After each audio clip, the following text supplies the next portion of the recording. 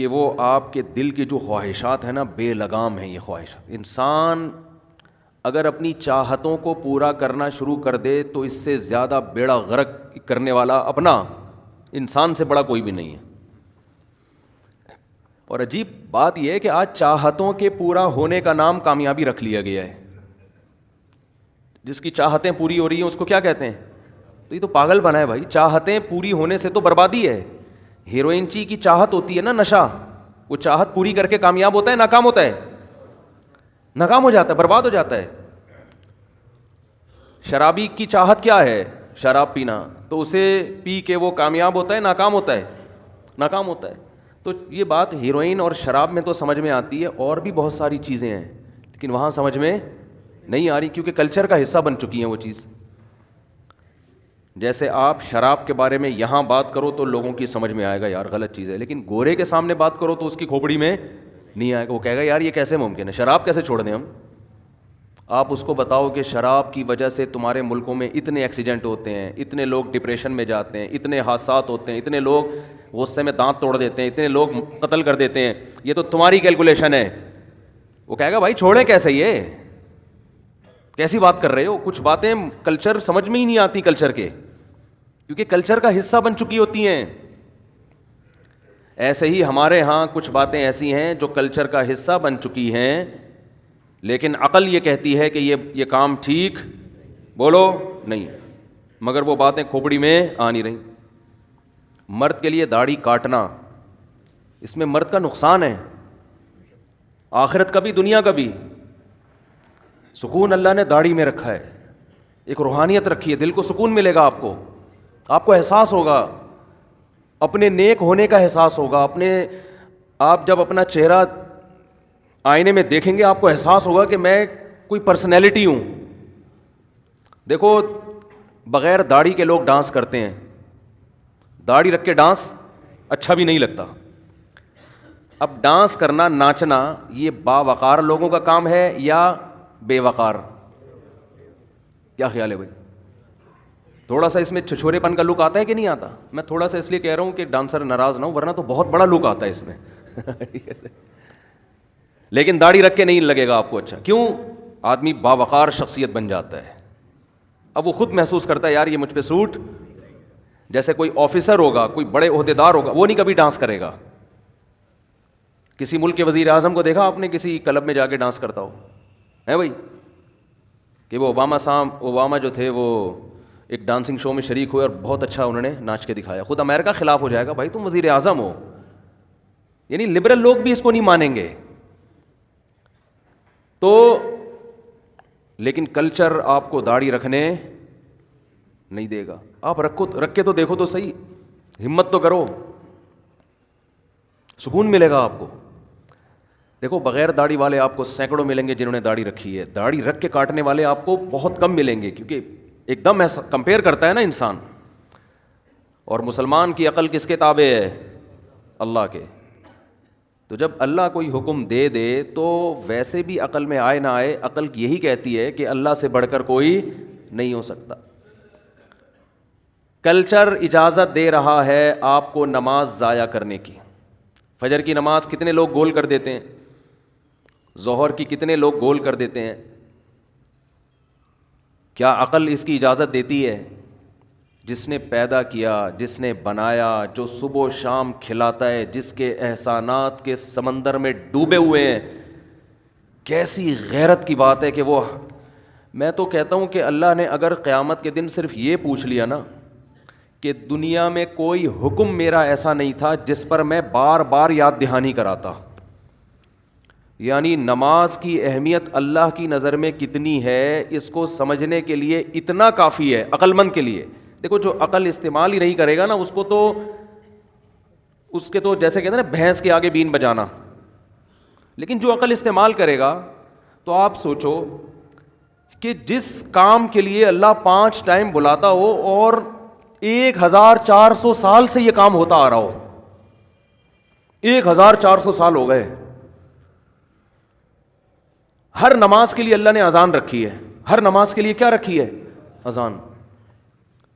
بھائی اے اللہ تو یہ بھی تو کہہ سکتا تھا قرآن میں نازل کر دیتا, دیکھو قرآن میں ہے کہ تم پر رمضان کے روزے فرض کیے گئے ہیں، ایک دفعہ ہے بس 2 دفعہ ہے، جہاں تک مجھے یاد پڑتا ہے قرآن میں کتنی جگہ ہے 2 دفعہ کہ تم پر رمضان کے روزے فرض ہیں بس۔ اب اللہ نے یہ نہیں کہا کہ جیسے ہی رمضان آئے تو یاد دہانی کراؤ، جیسے ہی رمضان آئے تو کوئی اذان دو کہ اے ایمان والو روزے شروع ہو چکے ہیں۔ وہ مفتی منیب صاحب تو اعلان کریں گے، حکومت بھی اعلان کرے گی، لیکن اللہ کی طرف سے کوئی قانون اور ضابطہ نہیں ہے۔ سمجھ میں آ رہی ہے بات کہ نہیں آ رہی؟ وہ اعلان تو اس کا ہوتا ہے کہ چاند نظر آ گیا، کیونکہ وہ تو کبھی 29 کا بھی ہوتا ہے، کبھی 30 کا بھی ہوتا ہے نا، تو اس لیے ہم ہلال کمیٹی سے پوچھتے ہیں آ گیا کہ نہیں آ گیا۔ لیکن اللہ کی طرف سے کوئی آفیشلی اعلان کا انتظام نہیں ہے۔ بولنے میں کیا جا رہا ہے؟ نہیں ہے۔ ہر سال رمضان آتا ہے، اللہ کہتے ہیں وہ خود ہی کیلکولیشن کر لیا کرو، شعبان جب ختم ہو تو رمضان آ گیا تو کر لو، بس صحیح ہے، ہو گیا۔ 2 دفعہ اللہ نے کہہ دیا قرآن میں، اور وہ بھی ایک ہی رکوع میں کہہ دیا کہ بھائی تم پہ روزے فرض کیے گئے ہیں۔ فمن شہد منکم الشہر فلیصم، جو رمضان کا مہینہ پائے گا روزے رکھے گا، بس ایک دفعہ اللہ کی طرف سے کہنا کیا ہے؟ کافی۔ اب نہ کوئی اعلان ہوگا، نہ کوئی مؤذن ہوگا جو لوگوں کو یاد دہانی کرائے گا کہ لوگوں رمضان کا مہینہ آ گیا ہے، کوئی اللہ کی طرف سے ایسے الفاظ مؤذن کو نہیں سکھائے گئے۔ حج بہت بڑی عبادت ہے، زندگی میں ایک دفعہ فرض ہے، ہر سال حج کا مہینہ آتا ہے، اللہ کی طرف سے کوئی آفیشلی اناؤنسمنٹ کا انتظام ہے؟ بولتے کیوں نہیں؟ کوئی انتظام نہیں۔ زکوٰۃ کے لیے کوئی اللہ کی طرف سے انتظام ہے کہ بھئی مسجد کے مؤذن کو یا امام صاحب کو حکم ہو کہ یہ میری طرف سے الفاظ ہیں، آپ یہ اناؤنسمنٹ کر دیں؟ نہ بھائی، زکوٰۃ فرض ہے، اللہ نے بتا دیا، خود سوچو کب دینی ہے، کس نے دینی ہے، کتنی دینی ہے، ساری کیلکولیشن خود کرو بیٹھ کے۔ کچھ پرابلم ہو تو علماء سے پوچھ لو، بس اس سے آگے بولو نا، نہیں ہے۔ لیکن نماز ایک ایسا حکم ہے کہ جب فرض ہوئی نماز تو 2 صحابی کو خواب آیا، نبی صلی اللہ علیہ وسلم اور صحابہ نے مشورہ کیا کہ کس طرح ہم لوگوں کو نماز کے لیے بلائیں۔ کسی نے کہا ہم سائرن بجائیں گے، یہودی لوگ بجاتے ہیں ایک ناقوس بانسری کی ٹائپ کی کوئی چیز۔ کسی نے کہا ہم گھنٹی بجائیں گے، جیسے عیسائی کیا کرتے ہیں، گھنٹی بجاتے ہیں نا چرچ میں۔ نبی صلی اللہ علیہ وسلم کے پاس 2 صحابی حضرت عمر بھی آئے اور عبداللہ ابن زید بھی آئے، انہوں نے خواب سنایا کہ ایک فرشتہ آسمان سے نازل ہوا اور اس طرح سے اس نے یہ کلمات دہرائے۔ آپ صلی اللہ علیہ وسلم نے فرمایا یہ سچا خواب ہے۔ نبی نے جب کہہ دیا تو اب اس پہ کیا لگ گئی اس ٹائم، یہ اللہ کی طرف سے۔ حضرت بلال کو حکم دیا گیا آپ یہ الفاظ کہیں، اللہ اکبر اللہ اکبر اللہ اکبر اللہ اکبر۔ پوری جو اذان ہم کہتے ہیں یہ پورے کلمات حضرت بلال کو آپ صلی اللہ علیہ وسلم نے سکھائے۔ وہ دن اور آج کا دن پوری دنیا میں مسلمان جہاں بھی گئے ان الفاظ کو لے کے پھیلا دیا، اور فضاؤں میں یہ الفاظ گونجتے ہیں۔ اب دیکھو، ایک تو یہ انتظام کیا گیا کہ 5 وقت بلانا ہے، 5 ٹائم پہ ہر نماز کے وقت اناؤنسمنٹ ہوگی۔ پھر اناؤنسمنٹ میں اللہ نے خود بتایا کہ یہ کلمات کہنے ہیں، اس میں آپ کو اپنے طریقے سے بلانے کی اجازت نہیں ہے۔ یہ نماز کی اہمیت ہے اصل میں۔ اور پھر اللہ نے یہ بھی بتا دیا، ہونا تو یہ چاہیے کہ اس میں جب ہم نماز کے لیے بلاتے ہیں تو حی علی الصلاۃ، آؤ نماز کی طرف، اصل کلمہ تو یہ ہے، بس اتنے کلمات ہیں نا۔ ارے بھائی نماز کے لیے بلا رہے ہیں تو مؤذن اسپیکر آن کرے، بولے حی علی الصلاۃ، لوگو آؤ نماز کی طرف، بس ختم۔ اب کیا رہ گیا؟ نا نا نا نا نا، اتنے سے جملے کو زبان سے نکالنے سے پہلے کتنی لمبی چوڑی تمہید ہے، کیونکہ اللہ کو پتا تھا یہ لوگ نہیں آئیں گے،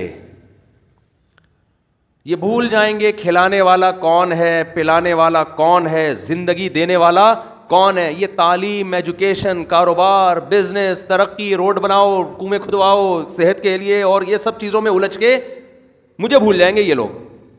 آج ہمارے جتنا لبرل طبقہ ہے نا، جتنا پڑھا لکھا طبقہ، ان کے جو بنیادی مسائل ہیں ان میں ایجوکیشن، اسی پہ بات ہوتی ہے نا اسمبلیوں میں، یونیورسٹی میں پروفیسر بھی اس پہ بات کرتے ہیں، تعلیم۔ گورے کے پاس تعلیم ہے, ہمارے پاس تعلیم نہیں ہے. ترقی, پل تعمیر ہونے چاہیے, گرین بس کیوں نہیں چل رہی؟ میں یہ عرض کر رہا ہوں کہ دیکھو بھائی, ایک دفعہ نہیں, 2 دفعہ نہیں, 3 دفعہ نہیں, 4 دفعہ نہیں, 5 دفعہ. اور جب سے اذان مشروع ہوئی ہے اس وقت سے لے کے 1400 سال گزر گئے, اذان ختم ہونے کا نام نہیں لے رہی. تو حی علی الصلاۃ کے الفاظ ہیں, اس سے پہلے تمہید کتنی لمبی ہے, اللہ اکبر اللہ اکبر, اللہ سب سے بڑا ہے, اللہ سب سے بڑا ہے. تو سب سے بڑا ہوتا ہے بھائی, اس کو تو اس آپ کی سمجھ میں آئے نہ آئے آپ نے اس کو فالو کرنا ہے.